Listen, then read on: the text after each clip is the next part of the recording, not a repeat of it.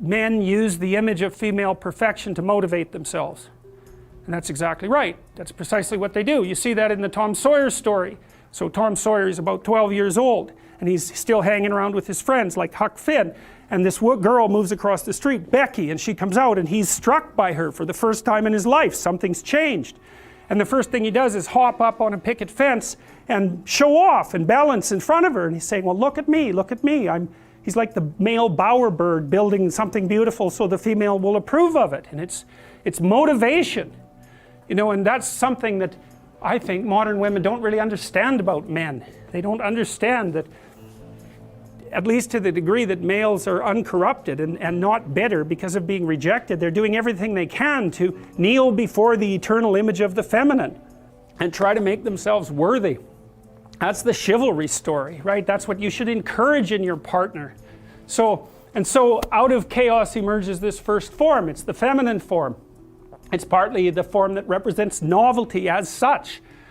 So, and on one hand it's promise, on the other hand it's threat. That you wouldn't believe, and I don't know, because I don't understand the situation with women as well as I understand the situation with men, obviously, being a man. I don't know if women have any idea how paralyzing they are to especially young men. A very large number of my clinical clients, but also young men I've talked to in general, are absolutely terrified of women because they're terrified of being rejected. And the terror exists in precise proportion to the attraction to the woman, which is a horrible paradoxical situation to be in. It's often why men make such fools of themselves in front of women that they're attracted to. It's because, first of all, they don't see the woman that they're attracted to, because what the hell do they know about her? They don't see her as an individual. They see her as the manifestation of a judgmental ideal. And then it's only in establishing the relationship with the actual woman that they can start differentiating between the judgmental ideal and the actual individual woman. And that also requires a sacrifice. And the sacrifice is, you never can have an ideal woman. So to have a relationship with any woman, you have to sacrifice the relationship with the ideal woman, and you have to see the individual woman and separate her from the ideal. And that's the same thing that happens to the hero in Sleeping Beauty, right? He sees the evil queen who actually turns into the dragon of chaos, and it's not until he can defeat her that he can establish a relationship with the actual princess. And that's exactly the case. I had one of my clients who ran this men's group, which was quite interesting. One of the things they had the initiates do, which was very intelligent, was to go out and ask 50 women in one day for their phone numbers. Why? Politely, properly, you know. It was a game, but it wasn't a stupid game. And the idea was, get over your fear of rejection. And how do you do that? By encountering it continually and continually and continually, so that you're no longer paralyzed by this. You lay out a small plan, like maybe you go out for coffee with someone that you're romantically interested in, and they're not pleasant to you. And so that's an error. It means, well, what does it mean? Well, you've construed yourself wrong, you've construed them wrong, you've construed the opposite sex wrong, you've construed human beings wrong, you're a walking catastrophe, and you might as well not even exist. It's like, that's pretty extreme, but it's not that extreme, I'll tell you. Like, it's not that uncommon for people to have exactly that set of catastrophic responses to even a minor setback. Now, it's not good for them, and I would say, you know, just because you scraped your foot doesn't mean you should dig a grave and jump into it and pull all the dirt on top of you, you know. So you don't want to start by taking yourself completely apart, but that doesn't mean people won't do it. They do it all the time.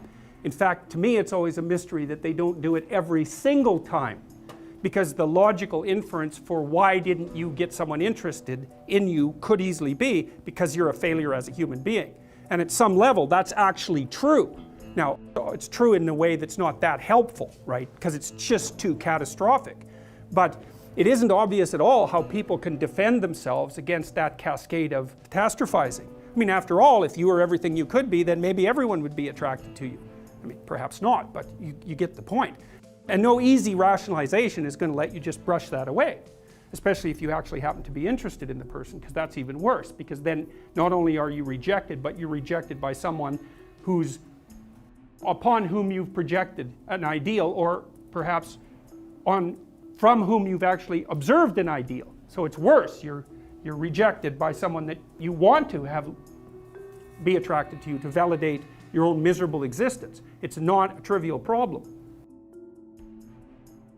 Females are very sexually selective, female humans, as opposed to, say, to female chimps, which aren't. So part of what's occurred to select human beings for the way they are is the choices that each gender has made with regards to action and belief, but in many ways more specifically female choices. So it's kind of interesting. The next time you're irritated at your boyfriend, let's say, then you can just remember that, you know, untold millions of women have chosen men so that they're exactly like he is, and so, you know, you can't really blame him for that. So, all right, so, but here's the thing that's tricky from a scientific perspective, eh?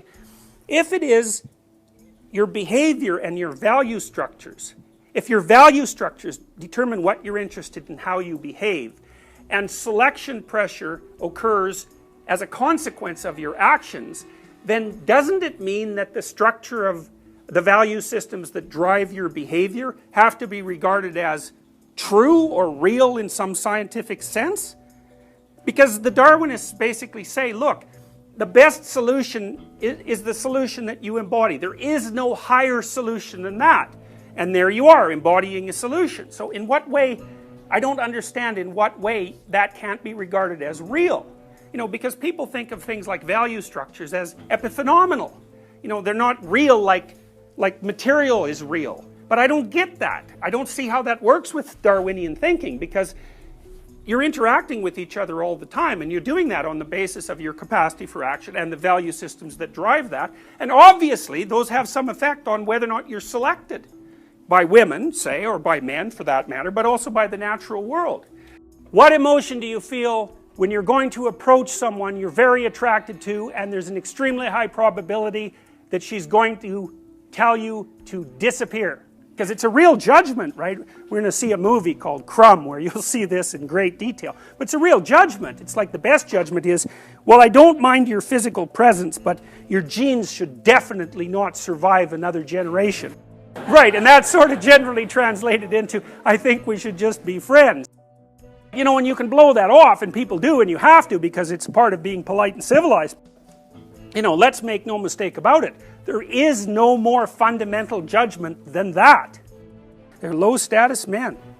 You know, they're people that are generally regarded as losers, and there isn't anybody who really gives a damn about what happens to them one way or another, and there's a lot more men in that category than there are women.